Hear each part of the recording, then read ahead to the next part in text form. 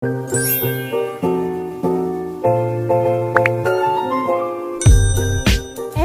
20. Mulai dari awal. Puff, Nathan.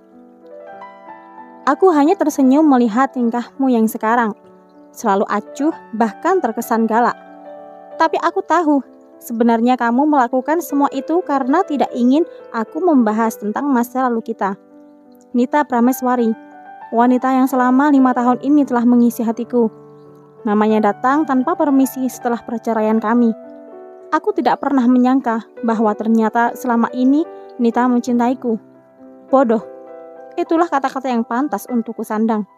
Pria bodoh yang tidak pernah paham dengan hatinya sendiri. Perhatian dan kepedulian Nita seolah membiusku ke dalam lautan asmara yang tidak terlihat, bahkan begitu transparan. Aku selalu merasa nyaman dan bahagia saat bersamanya. Aku tahu Nita melayaniku dengan sepenuh hati. Setulus cintanya padaku. Aku memang jahat. Saking nyamannya aku bersamanya, sehingga tidak sadar aku sering menceritakan perjalanan kisahku bersama Sylvia di masa kuliah. Sejujurnya pada saat itu aku hanya ingin bisa duduk berdua di atas tempat tidurnya. Hanya ingin bisa bersama dengannya setelah aku pulang kerja. Tetapi setelah aku menceritakan tentang pekerjaanku selama seharian, rasanya sudah habis topik pembicaraan. Aku masih ingin bersamanya, tidur di pangkuannya sambil merasakan hangatnya sentuhan tangan Nita di rambutku. Aku suka sekali saat dia mengelus rambutku seperti itu. Mungkin karena ingin berlama-lama bersama dengan istriku saat itu, aku pun mencari topik pembicaraan mengenai hubunganku dengan Sylvia. Awalnya Nita kepo, dan kukira dia sangat antusias untuk mendengarkan kisahku bersama Sylvia yang sudah setahun kami memilih hubungan jarak jauh.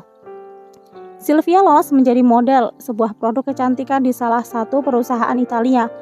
Kontrak kerjanya selama 2 tahun dan dia baru bisa pulang setahun kemudian karena saat aku menikah dengan Nita, kontrak kerja Sylvia sudah berjalan selama setahun. Dan kita berjanji akan menikah setahun kemudian.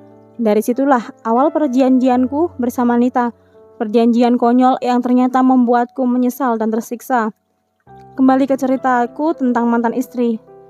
Dengan bercerita panjang lebar kepada Nita setiap malam tentang cerita yang sebenarnya tidak membuatku antusias, aku hanya ingin bisa berlama-lama dengan Nita.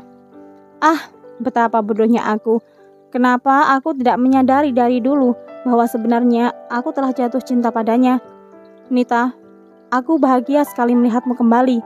Aku yakin bahwa suatu saat nanti kamu pasti akan kembali, karena kita sudah ditakdirkan untuk bersama. Meskipun aku baru memutuskan hubunganku dengan Sylvia secara resmi, tapi sebenarnya sudah lama aku ingin memutuskannya. Rasa yang dulu kurasakan pada Sylvia saat sebelum menikah dengan Nita sudah tidak ada, bahkan bekasnya tidak ada. Dia lebih sering tinggal di Italia, dan ketika pulang ke Indonesia, aku memang masih menjemputnya di bandara, bersikap layaknya seorang teman, dan masih selalu bersamanya karena janjiku pada almarhum ibunya. Hanya sebatas tanggung jawab. Tapi dengan Nita, aku ingin bisa mendapatkan kembali cintanya. Aku ingin Nita perhatian dan sayang padaku lagi. Aku tahu itu pasti sulit, tapi aku akan memulai semuanya dari awal. Mulai dari bersahabat, semakin dekat dan dekat. Seperti saat pertama kali kita melakukan pendekatan kepada orang yang kita cintai. Nita, aku sudah merindukannya. Apalagi setelah melihat tubuh polosnya yang begitu mulus. Hanya membayangkan saja bisa membuat si burung Raja Wali meronta. Kurasakan ponselku bergetar. Lamunanku tentang mantan istri akhirnya buyar ketika melihat nama Sylvia menghubungiku. Kenapa lagi dengan wanita ini? Aku sudah mengatakan bahwa aku tidak akan menemuinya. Ku geser tanda merah yang itu artinya aku menolak panggilannya. Aku sangat malas dengan wanita itu. Kulihat ponselku menyala lagi. Ku ambil dan langsung kutekan tombol off untuk menonaktifkan ponselku. Ku lemparkan ke segala arah benda pipi itu. Kemudian ku rebahkan tubuhku di atas ranjang. Aku begitu lelah hari ini. Ingin segera mengawali hariku untuk mulai pendekatan dengan Nita esok hari. Puff author. Sylvia melempar bantal dan selimutnya ke arah Azam. Dia merasa kesal karena Nathan mematikan ponselnya. "Kenapa Nathan menolak panggilanku? Ah, kamu bisa bantu aku enggak?" seru Sylvia. Azam hanya bisa menghela nafas. Sebenarnya dia juga sudah muak harus menjaga wanita itu. Kalau bukan karena gaji 2 kali lipat dari Nathan, tentu saja dia sudah pulang dan tidur di rumahnya. "Menyerah saja, Nona. Bapak Nathan tidak mau balikan sama Anda karena apa?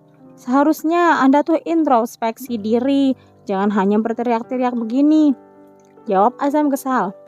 Sylvia menatap Azam dengan kesal. "Jaga mulut kamu. Apa kamu gak tahu bicara sama siapa?" Azam hanya memutar bola matanya. "Sudahlah Nona Sylvia yang cantik dan terhormat. Sebaiknya Anda istirahat. Saya juga mau tidur. Sudah malam. Sudah capek," ucap Azam membalikan tubuhnya berjalan ke arah sofa panjang yang ada di ruangan itu. "Dasar wanita tidak tahu diri. Ngaca dong. Si itu udah bener apa belum? Pengennya diperhatiin terus," batin Azam kesal. Nita membolak-balik tubuhnya.